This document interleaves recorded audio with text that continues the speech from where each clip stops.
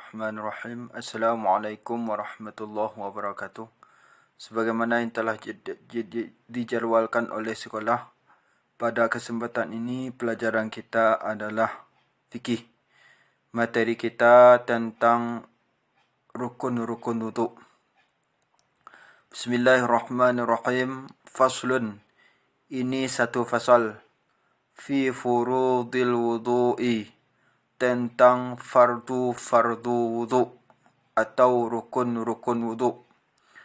Wa huwa bi dhammil wawi fil ashhari ismun lil fi'li. Wa huwal muradu huna. Dan dianya wudu dibaca dengan dhammah waw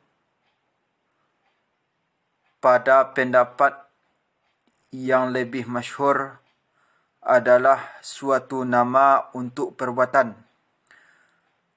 Dan dianya wuduk dengan dhammah waw itu yang dimaksud di sini.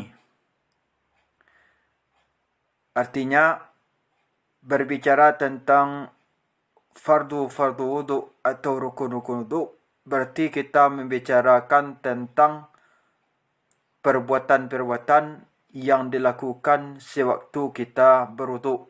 Perbuatan-perbuatan itu mesti harus dilakukan. Kalau tidak, berarti wuduk kita tidak sah.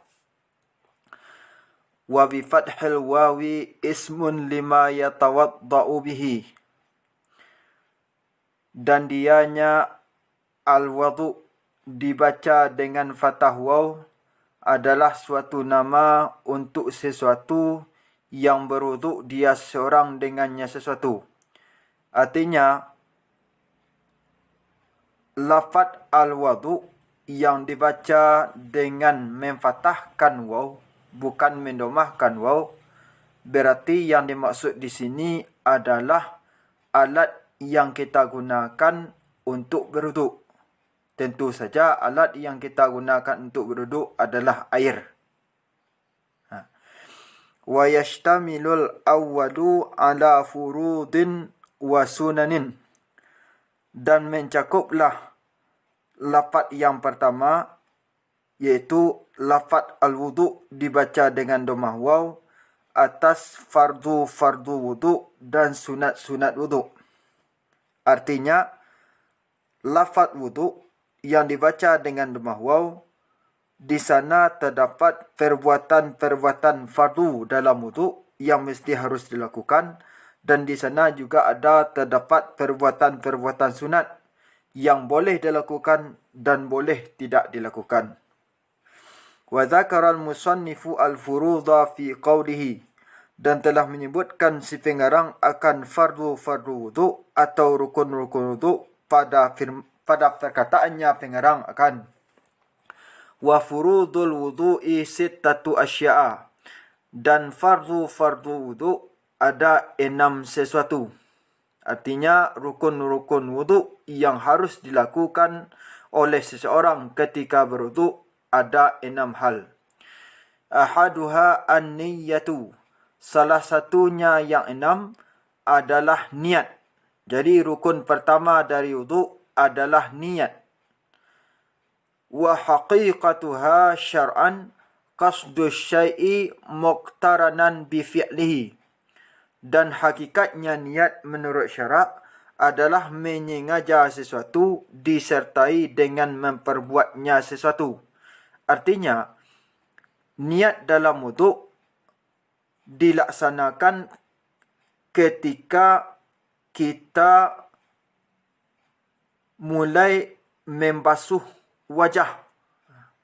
Ketika kita memulai membasuh wajah, membasuh muka. Sebab perbuatan yang pertama yang dilakukan dalam wudu adalah membasuh muka, membasuh wajah. Berarti niat dipasangkan ketika kita awal membasuh dari wajah. Fa in tarakha anhu summiya azman. Maka jika terakhir dianya, niat darinya perbuatan, dinamailah dia niat itu akan cita-cita. Artinya, ketika membasuh muka sudah kita lakukan terlebih dahulu, sementara niat terakhir, artinya tidak kita niatkan, kita tidak berniat membasuh muka atau membasuh wajah itu di awal basuhan, maka dinamakanlah niat tadi dengan cita-cita, bukan sepenuhnya niat menurut syarak. Berarti ini tidak cukup untuk niat dalam wuduk. Katakanlah tidak sempurna wuduk kita. Kerana tidak dinamakan niat lagi. Sudah dinamakan cita-cita. Kerana apa yang ada dalam hati kita ketika membasuh muka tidak dibarengi dengan membasuh muka tadi. Akan tetapi terakhir dari perbuatan kita membasuh muka. Wa takunun niyyatu inda ghasli awwali juz'in minal wajhi ay muqtaranatin bidzalikal juz'i la bi jami'ihi wa la bima qablahu. Dan adalah niat wuduk itu ketika membasuh awal bahagian dari muka, artinya disertai dengan demikian bahagian, tidak dengan sekaliannya wajah dan tidak dengan sesuatu sebelumnya membasuh wajah.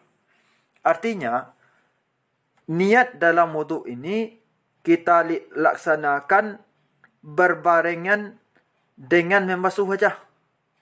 Kapan di saat kita membasuh wajah, maka di saat itu pula niat kita dalam hati. Tidak perlu sampai terakhir membasuh wajah itu niat. Tapi di awal membasuh wajah itu sudah ada niat di sana. Dan tidak perlu juga berniat sebelum membasuh wajah. Tak perlu. Atau tidak dipandang. Yang dipandang di sini ada disertai ketika membasuh wajah. Wala bima ba'dahu. Dan tidak pula dengan sesuatu setelahnya membasuh wajah. Artinya, niat ini tidak kita sengaja ketika wuduk setelah kita membasuh wajah. Artinya, tidak sah niat ketika kita berniat dalam wuduk setelah membasuh wajah. Fayanwil mutawaddi'u inda ghasli ma dzukira raf'a hadatsin min ahdathihi. Maka berniatlah orang yang berwuduk ketika membasuh sesuatu yang telah disebutkan dia itu. Akan apa dia berniat? Akan mengangkat hadas dari hadas-hadasnya orang yang berwuduk. Artinya, ketika seseorang berwuduk, maka berniatlah dia ketika berwuduk tadi, di saat mulai membasuh muka, niatnya mengangkat hadas kecilnya. Mengangkat hadas kecilnya. Makanya kata niat, nawaitul wudu'a li raf'il hadatsil asghari.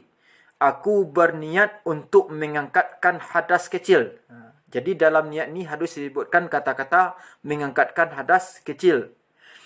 Au yanwis tibahata muftaqirin ila wudu'in. Atau berniatlah dia orang yang berwuduk akan boleh melakukan salat yang butuh kepada wuduk. Artinya ketika kita berniat dalam wuduk tadi, kalau tidak menggunakan mengangkat hadas kecil, boleh kita berniat dengan menggunakan kata lain, dengan menggunakan kata bolehnya kita melaksanakan suatu perbuatan atau salat ketika telah wuduk. Jadi kalau kita Pindahkan ke dalam bahasa Indonesia, aku niat wuduk supaya boleh aku melaksanakan atau mendirikan salat. Itulah kira-kira. Au yanwi fardal wudu'i, atau berniatlah dia seseorang yang berwuduk akan fardu wuduk. Artinya, kalau kita dalam berniat wuduk tadi tidak meniatkan mengangkat hadas kecil, tidak pula berniat boleh melaksanakan solat ketika telah wuduk, boleh juga dengan kata fardu wuduk. Jadi dalam bahasa Indonesianya, aku niat untuk melaksanakan fardu wuduk. Aku niat untuk melaksanakan fardu wuduk. Mana fardu wuduk tadi? Yang enam yang akan kita bahas. Satu di antaranya telah kita bahas sekarang. Awil wudu'a faqat, atau berniat dia orang yang berwuduk akan wuduk saja. Boleh juga kalau tidak dengan 3 kata tadi, boleh juga kita gunakan kata wuduk tanpa menyebutkan kata fardunya. Umpamanya, aku niat wuduk. Aku niat wuduk karena Allah Subhanahu wa ta'ala. Boleh juga itu.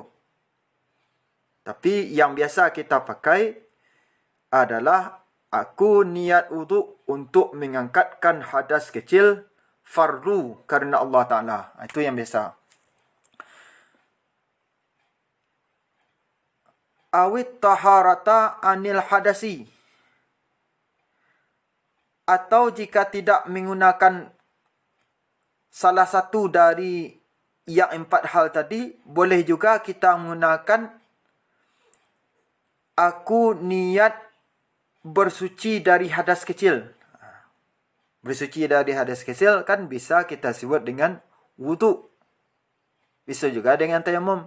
Kalau kita gunakan air, tentu muaranya itu ke wuduk. Jadi, aku berniat untuk bersuci dari hadas kecil, fardu karena Allah Ta'ala.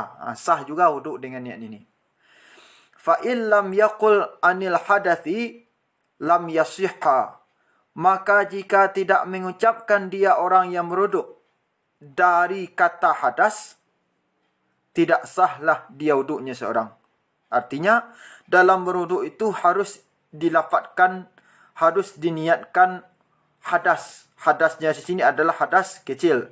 Aku berniat wuduk untuk mengangkatkan hadas.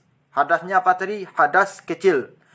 Kalau tidak menggunakan, tidak disebutkan kata mengangkatkan hadas kecil, maka wuduk kita tidak sah.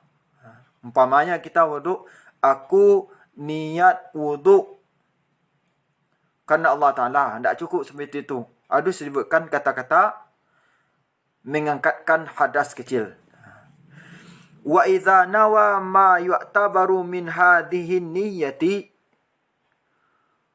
wa syaraka mahu niyatu tanazzufin aw tabarrudin sahha wudu'uhu.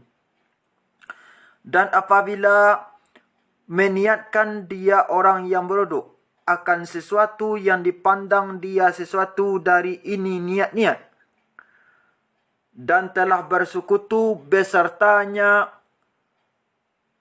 sesuatu dari niat-niat tadi. Apa yang telah bersekutu? Niat kebersihan atau niat berdingin-dingin. Sah wuduknya seseorang. Artinya, ketika kita telah berniat dalam melaksanakan wuduk tadi, aku niat wuduk untuk mengangkatkan hadas kecil, wajib kerana Allah Ta'ala. Dalam niat tadi, ada terselip oleh kita, selain untuk mengangkatkan hadas kecil, di dalamnya juga kita berniat untuk kebersihan, untuk berdingin-dingin, maka wuduk kita tetap sah. Demikianlah pelajaran kita pada kesempatan ini. Untuk tugas dapat dilihat dalam Google Classroom. Assalamualaikum warahmatullahi wabarakatuh.